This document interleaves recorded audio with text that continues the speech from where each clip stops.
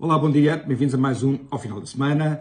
Hoje queria-vos falar de dois pontos. Primeiro, dos últimos comportamentos de Pedro Nuno Santos e depois fazer uma pequena análise aos resultados eleitorais. Em relação aos comportamentos do ministro Pedro Nuno Santos, queria referir dois dos seus últimos comportamentos. O primeiro foi a sua reação aos resultados eleitorais em Lisboa. É assim, durante uma campanha eleitoral é normal que hajam alguns excessos, é normal que haja alguma picardia, faz parte, digamos, do jogo da democracia. Agora, Pedro Nuno Santos teve alguns excessos depois das eleições e isso é uma coisa que é fortemente criticável. Ou seja, Pedro Nuno Santos disse que estava muito preocupado porque ele e o filho viviam em Lisboa e que agora com Carlos Moedas não saberia como é que haviam de ser as coisas. Ora bem, Pedro Nuno Santos fez o contrário de Fernando Medina. Fernando Medina teve um discurso de assunção da derrota, que foi um discurso digno. Pedro Nuno Santos, o que teve foi o discurso do ressabiado, o discurso de quem tem mal a perder, o discurso que é característico daquele PS que se julga o dono do quintal.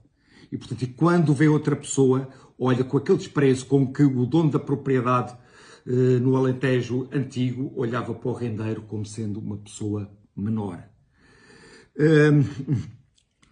Isto é especialmente grave se pensarmos que Pedro Nuno Santos é o Ministro das Infraestruturas, portanto vai ser o Ministro que vai ter que colaborar de forma lado a lado, de forma profícua com Carlos Moedas e é a pessoa que começa uma relação institucional envenenando essa relação.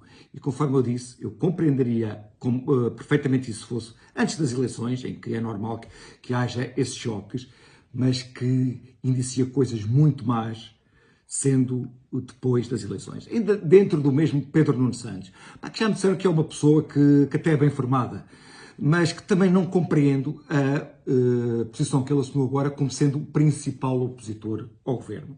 Ora bem, nós queixamos que Rio não faz uma oposição ao governo, pois bem, Pedro Nuno Santos, que é ministro, é um dos principais opositores ao governo, dizendo que as coisas não estão bem na CP, que não é culpa dele, porque se fosse culpa dele já as coisas estariam resolvidas.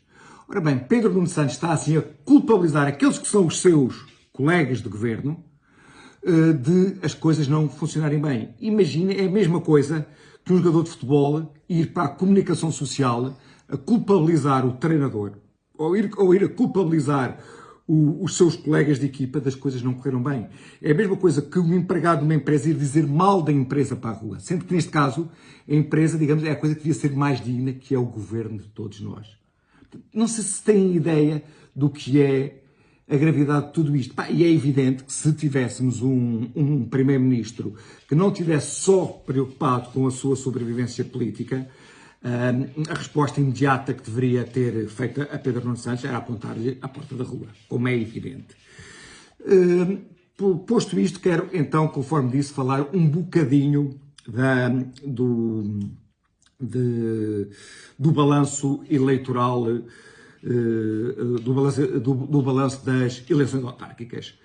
Pois bem, eu penso que a pequena vitória que o PSD teve, porque ganhou algumas cidades importantes, como especialmente Lisboa, que ninguém esperava, e Coimbra, não é uma vitória de Rui Rio. Penso que é uma vitória que aconteceu apesar de Rui Rio.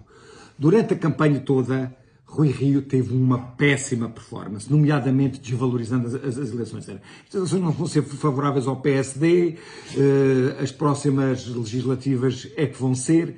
Imaginem para as pessoas que estão no terreno a tentar mobilizar as pessoas o que isto caiu de mal, o que isto desanimou as hostes.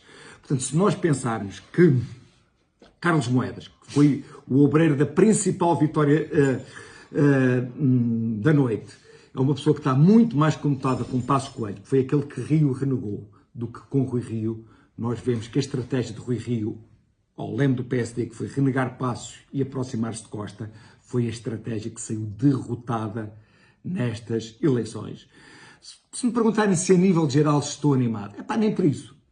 Nem por isso, porque dois dos resultados que temos destas eleições é, por um lado, elas são capazes de ser suficientemente animadoras para que Rui Rio continue, e, por outro lado, não for uma derrota tão grande do PS como deveria ser, o que, infelizmente, confirma aquela teoria que eu tenho, que nós, portugueses, sofremos de síndrome de Estocolmo. Ou seja, nós gostamos de quem nos faz mal, portanto, nós gostamos de quem nos pôs neste nível de mediocridade. Era isto que tinha para vos dizer. Até para a semana, cá nos vemos.